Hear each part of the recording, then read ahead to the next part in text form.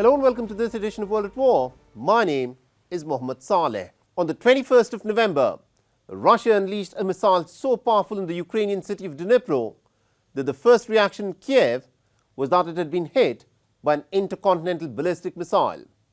But the Americans were quick to deny that an intercontinental ballistic missile had been used, stating that the use of an ICBM would have triggered a nuclear alert in the United States. But soon, videos of the missile attack on Dnipro that went viral showed some unusual explosions of not just a large blast, as would be expected with a missile strike, but of several detonations that went on for several minutes. Vladimir Putin, who later appeared on state television, said that the missile that had been deployed was a hypersonic nuclear-capable intermediate-range ballistic missile called the Oreshnik, and it had been fired in response to Ukraine firing the American-supplied ATACMS and the British-given Storm Shadow missiles into Russia. Nuclear saber-rattling is nothing new in the Russia-Ukraine war. But the question is this: is Joe Biden, who is now in the final lame duck days of his presidency, aware of the fact that by sanctioning the use of long-range missiles for attacks deep inside the Russian territory, he's actually playing with nothing less than nuclear fire? Our next report gets you the details. This grainy CCTV footage gives you a glimpse of the moment when the latest Russian hypersonic intermediate-range ballistic missile struck several targets, one after another, in quick succession. What was hit was the Yuzhmash complex, a major military-industrial site used for manufacturing missiles. This is the first time that the new intermediate-range ballistic missile had been deployed by Russia, whose development had been classified up until this moment. The Ukrainian military intelligence still insists that what Russia has fired is a new kind of ICBM called the Cedar that traveled at a speed of Mach 11 after it took off from the launch site in Astrakhan in Russia, traversing a distance of 1,000 kilometers before striking its targets in Dnipro after a 15-minute flight. The Americans, who were given a notice of 30 minutes prior to the missile strike, have described the missile as being based on Russia's RS-26 Rubis ICBM model. I can confirm that Russia did launch an experimental intermediate-range ballistic missile. This IRBM was based on Russia's RS-26 Rubis intercontinental ballistic missile model. In terms of notifications to the United States was pre-notified briefly before the launch through nuclear risk reduction channels.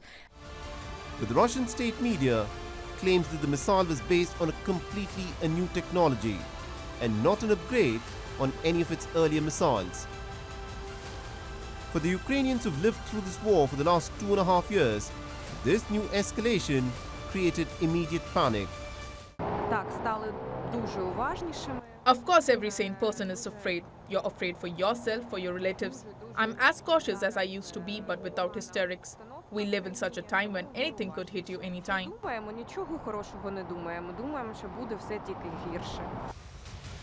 According to military experts, the Oreshnik missile, though not an ICBM, has been described as a missile that is on the upper threshold of the intermediate-range ballistic missiles. It has a speed of well over Mach 10. The detachable warhead is nuclear capable, and the multiple explosions that were witnessed over Dnipro indicate that the warhead, in turn, can carry several smaller warheads that can be individually maneuvered and strike several targets simultaneously, making interception very difficult. But why did Russia unleash this missile at this stage of the war? The Russian attack came after Ukraine on the 19th of November used the American-supplied ATACMS and the British Storm Shadow missiles to strike targets inside the Russian territory. And Vladimir Putin did not mince any words on what the future course of action would be for the Russians. Let me repeat that we are conducting combat tests of the Oreshnik missile system in response to the aggressive actions of NATO countries against Russia. The question of further deployment of medium and shorter range missiles will be decided by us depending on the actions of the United States and its satellites. We will determine the targets for destruction during further tests of our newest missile systems based on the threats to the security of the Russian Federation. We consider ourselves entitled to use our weapons against military facilities of those countries that allow their weapons to be used against our facilities.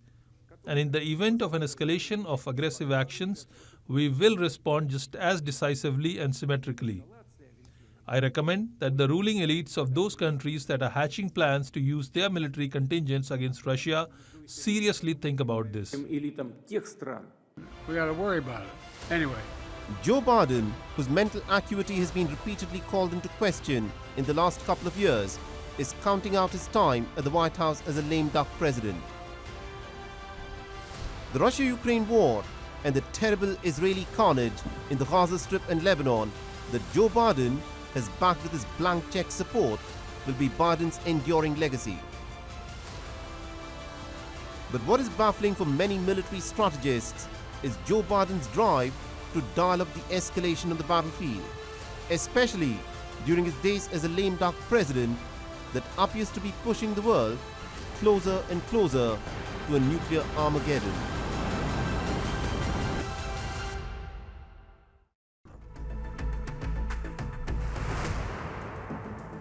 At least 43 people, including 6 women, were killed and more than 24 others were wounded in the rest of northwestern Pakistan on the 21st of November, when gunmen opened fire on a convoy of Shiite Muslims. The attack, which occurred in the Khurram tribal district of Khyber Pakhtunkhwa province, is one of the deadliest attacks in the region in recent years. So far, no group has claimed responsibility for this heinous attack.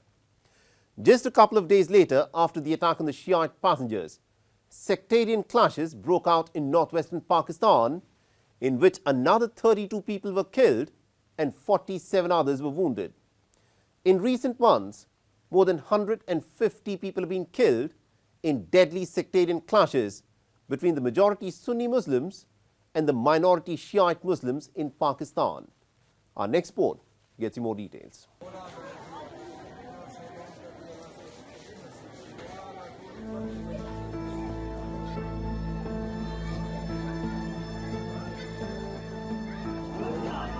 It was a sombre Friday in Parachinar, northwest Pakistan, as mourners gathered for funeral prayers for victims of a deadly attack in the region a day before. As despondency gripped the community, shops and markets in the city remained closed. The tragedy took place when a convoy of Shiite Muslims travelling from the city of Parachinar to Peshawar, the capital of Khyber Pakhtunkhwa, were ambushed by gunmen. In the indiscriminate firing that ensued, at least 42 people were killed and 29 others were wounded. We were on our way to Peshawar when they opened fire from 3 sides, and we were in the middle. We left our vehicle and climbed the mountain for safety. From there we saw police and raised our hands toward them for help. Police were firing. After that, we took shelter in the mountain. The wounded passengers, 10 of whom are believed to be in a critical condition, were taken to a hospital in Parachinar for treatment. Interestingly, the attack happened barely a week after authorities had reopened a key highway in the region that had been closed for weeks following deadly clashes. Well, following the killing of 42 Shiites in Pakistan's Khurram agency, those who were en route to Parachinar, there have been widespread condemnations to the point that the Iranian president has sent a condemnation, a sorrow cable to the Pakistani president condemning this incident. While no terror group has claimed responsibility, 42 people have lost their lives. The death toll is expected to go up.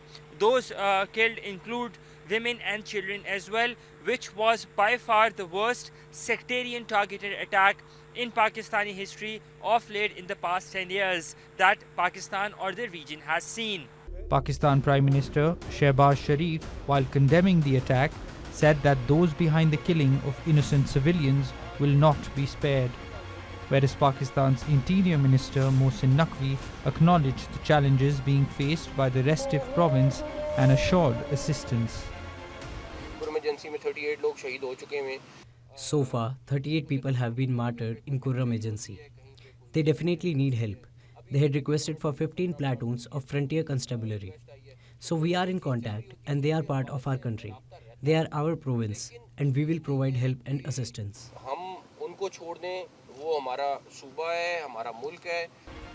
The South Asian nation of Pakistan has a turbulent history of sectarian animosity between its Shiite and Sunni communities. Shiite Muslims constitute about 15% of the 240 million population of the Sunni majority country.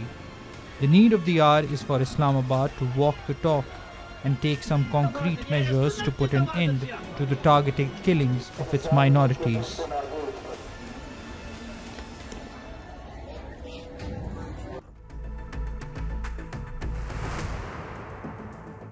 More than 44,000 Palestinians have been killed and over 100,000 Palestinians have sustained some grievous injuries in this relentless campaign of Israeli bombardment of the Gaza Strip since the 7th of October last year. Now, such has been the scale of devastation and mayhem that most surviving Palestinians are affected by catastrophic hunger. The situation is particularly dire in northern Gaza, where the Palestinians are facing diminishing conditions for survival. In parts of northern Gaza that is under siege by the Israeli forces, virtually no humanitarian aid has been delivered in at least the last 6 weeks and more. Consequently, there is a likelihood of a full-blown famine taking over northern Gaza. For its part, Tel Aviv claims that it has placed no limits on the amount of aid entering into Gaza Strip. This is what it claims. Israel is also blaming the United Nations agencies for not delivering aid to the Palestinian people. On Thursday, the International Criminal Court issued arrest warrants against the sitting Israeli Prime Minister Netanyahu and his former Defense Minister Yoav Gallant for war crimes and crimes against humanity, for using starvation as a method of warfare. Our next report gets you more details about what is happening at this moment in this war in West Asia. For 6 weeks now, the Israeli military has laid siege to parts of northern Gaza, claiming to target the regrouping Hamas fighters in the region. The Israeli siege, however, has resulted in virtually no aid being delivered to the besieged North Gaza Governorate in the past 40 days. Experts are of the opinion that unless some immediate action is taken within days, the largely isolated and heavily destroyed northern Gaza faces an imminent risk of famine. Hundreds of people have been killed and between 100,000 and 130,000 others have been displaced to Gaza City. Though the aid groups have relatively more access in central Gaza than in the north. Nearly everyone in Gaza is going hungry these days. For months we have been sleeping without food, without breakfast. I just managed to prepare one meal for me and my family, only one. Prices have skyrocketed and we cannot afford anything. My family and I go to bed without dinner. The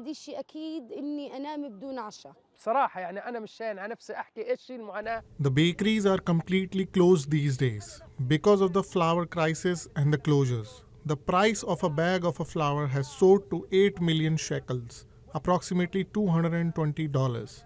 This means I need $220 every 3 days just to buy one bag of flour.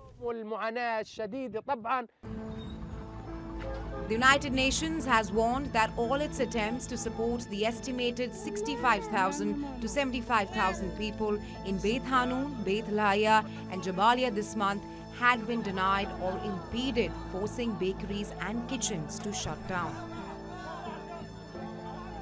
Reportedly, as many as 31 missions were planned by UN agencies to the besieged areas of North Gaza Governorate between 1st and 18th November.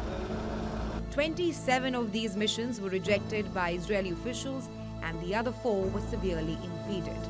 Though Israel claims that it has placed no limits on the amount of aid entering Gaza, The amount of aid entering Gaza plunged to around 1,800 trucks in October, down from over 4,200 in the previous month.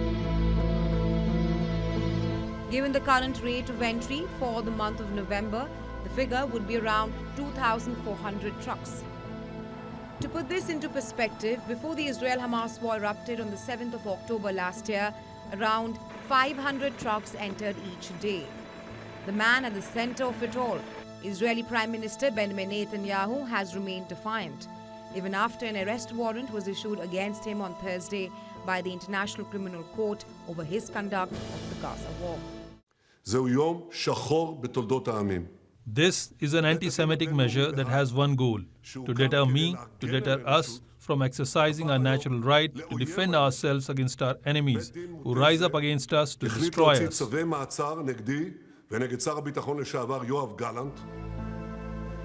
How convincing will this rhetoric be for hundreds of thousands of Palestinians sheltering in squalid tent camp is anyone's guess. But perhaps they themselves will be busy trying to survive and arrange the next meal.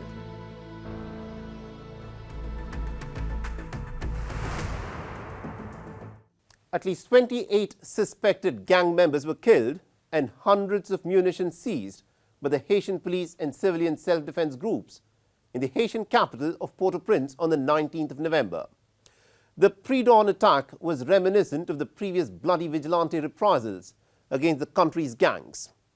Well-armed Haitian gangs control as much as 85% of the Port-au-Prince territory and have recently targeted the previously peaceful communities in a bid to gain control of even more territory around the capital.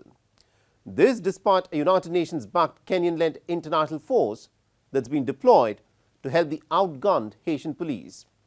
Now, thousands of people have been killed and more than 700,000 people, of which more than half are said to be children, have been internally displaced due to the gang violence in Haiti.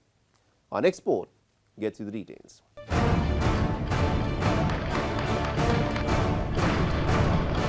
The Caribbean nation of Haiti has been ravaged by heavily armed criminal gangs. United Nations estimates that 85% of Haitian capital, Port-au-Prince, now under the control of gangs. Word on the street, though, is that all of Port-au-Prince is veritably controlled by gangs. Killings, rapes and kidnappings have surged, leading to a violent uprising by civilian vigilante groups. Since last week, an alliance of gangs, namely Viv Ensemble, has escalated attacks in Port-au-Prince. On Monday night, Viv Ensemble's notorious leader, former elite police officer Jimmy Cherissier, alias Barbecue, called for the resignation of the transitional government currently leading the country. Barely hours later, at around 2 a.m. local time, gangs targeted an upscale community, Pétionville in Port-au-Prince. But they were in for a rude shock as the angry residents, fighting side by side with police, took matters into their own hands and clashed with suspected gang members. The gangs came with a big truck, they came with generators, with large caliber weapons, pickaxes, big hammers. They wanted to set up mobs and spread terror in Pétionville. Our Pétionville is the only place that will remain peaceful in the whole country and stand up to the thugs. We have nowhere else to go, we won't go to other countries. Gangsters are coming from everywhere following remarks inciting violence aimed at Pétionville and its surrounding areas. Any gang that tries to storm Pétionville will lose their skin. We are determined to preserve the security of our city. Reportedly, police opened fire, killing 10 gang members on the spot, and then chased down those who fled with the help of civilian self-defense groups. Furious at yet another gang attack on their community, the residents of Pétionville burned the decapitated bodies of the alleged gang members in the street.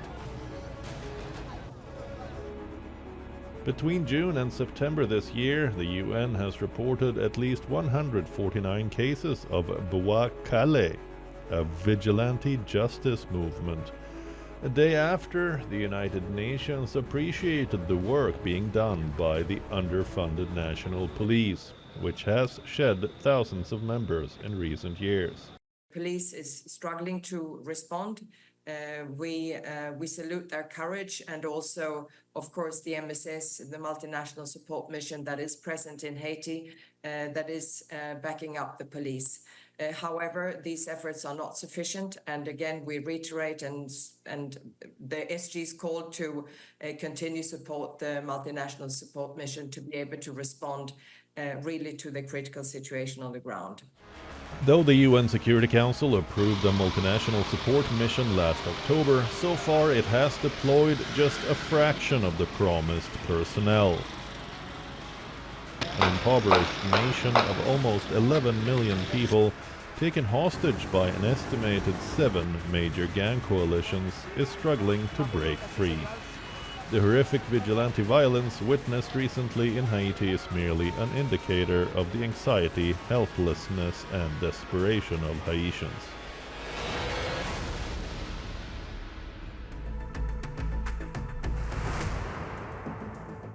And with that, it's a wrap on this edition of World at War. And if you want to reach out to me with any comments, feedback, or suggestions, please feel free to do so on the ID that you're seeing on your screens. I'm your host, Mohammed Saleh, and I'll see you again next week.